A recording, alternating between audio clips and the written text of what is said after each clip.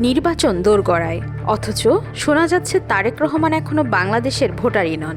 আজ তফসিল ঘোষণার পরপর বন্ধ হয়ে গিয়েছে তার ভোটার হবার রাস্তা। সংবিধানের বিধান বলছে তফসিল ঘোষণার আগ পর্যন্ত তার হাতে সুযোগ ছিল লন্ডনে বসেই ভোটার হওয়ার। হাই কমিশনে কাগজপত্র জমা দিলেই মিলত ভোটার পরিচয়। সেই পরিচয়ে তাকে দেওয়া যেত বিদেশ বসে মনোনয়ন থেকে শুরু করে নির্বাচন করার পূর্ণ বৈধতা। এখন প্রশ্ন, বাংলাদেশের প্রধানমন্ত্রী হিসেবে তারেক রহমানের শপথ নেওয়ার কি কোনো সুযোগই নেই? এদিকে সংবিধানের পাতা খুললে দেখা যায় সেই পথ পুরোপুরি বন্ধ নয়, তবে সম্পূর্ণ বাধাহীনও নয়। ধারণা করা হচ্ছে তার দেশে না আসার সবচেয়ে বড় বাধা ব্রিটেনে তার অ্যাসাইলাম স্ট্যাটাস। ভোট করতে বা দেশে ফিরতে হলে সেটা ছাড়তে হবে, কিন্তু নিরাপত্তা ঝুঁকির বিষয়টি থেকেই যাচ্ছে।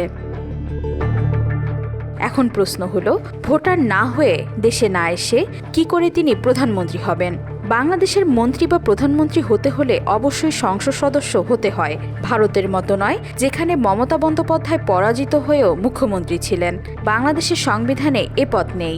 তাই তারেক রহমানের জন্য একমাত্র উপায় নির্বাচনের মাধ্যমে এমপি হয়ে আসা।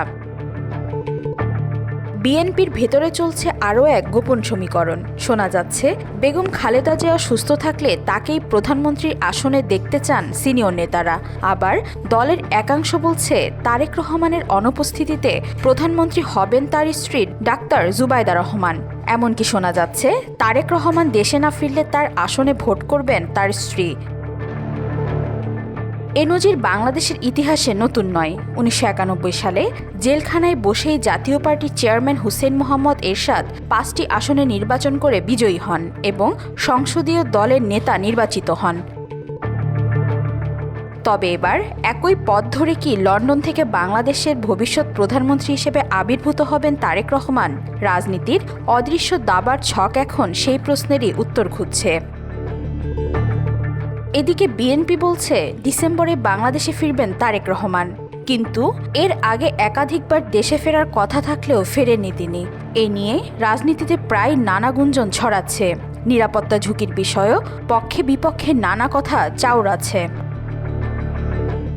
ওয়াহিদা পারভিন, আজকাল।